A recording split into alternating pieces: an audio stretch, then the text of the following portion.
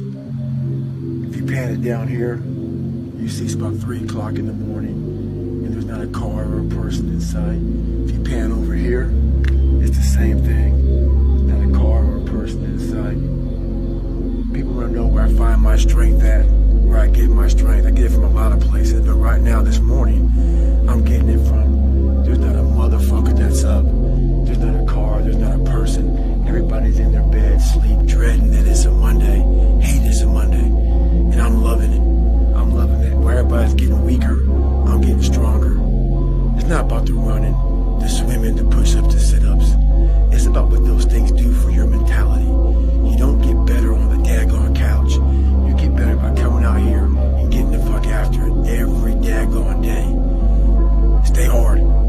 It was 90. What it's all about. Yeah. I don't care how good you are in anything. You don't have discipline. You ain't nobody. Right. You're nothing without discipline. Because you give up under the slightest struggle without discipline. 100%. Who fought in these wars. You have no idea how big of a deal this is to me.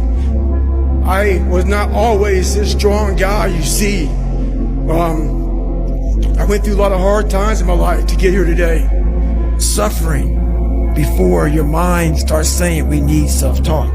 So what I tell myself is I go back to the months and years of preparation to get to that day. And I'm telling myself, the 3:30 in the morning, and I'm looking at my shoes, and I want to go out there and run 30 miles. I have to, in that second, in that moment of this self-talk, my mind saying, you gotta find more, you gotta find more.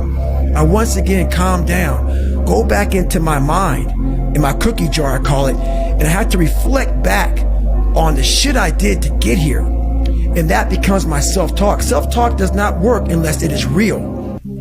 Most of us lie to ourselves in the self-talk. It doesn't work. It has to be real. It has to be something that you've done to make it really work. Be the guy who embraces the ugly, the miserable. Be the guy who embraces hard work, the grind. Don't be afraid of being hurt.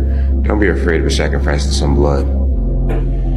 Every morning, every day of our lives, we have choices to make. You have the choice to stay in bed, to say, forget it, I'm not gonna work out today, or forget it, I'm not gonna work hard today. You always have a choice every single day of your life. A lot of times I'll be in a 200-mile run or something like that, and I'm all jacked up. Body's broken, mind's broken, spirit's broken.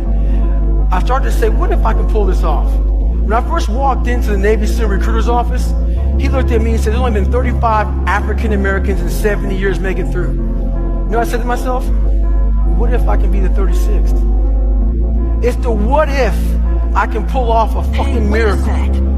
What if I can become someone that no one thinks I can be? And just me talking about that, I have the hair going up on my arm because it makes me just like, what if? There's nothing you're gonna say, there's nothing you're gonna fucking do that's gonna outweigh anything I've already said to myself. That guy sucks, he's ugly, he's fat, he's full of shit. I've already said that, you know?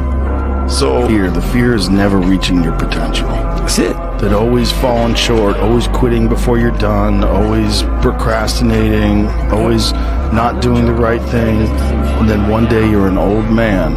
Yep. And you look back, God, I could have been great. Yep. I could have been great.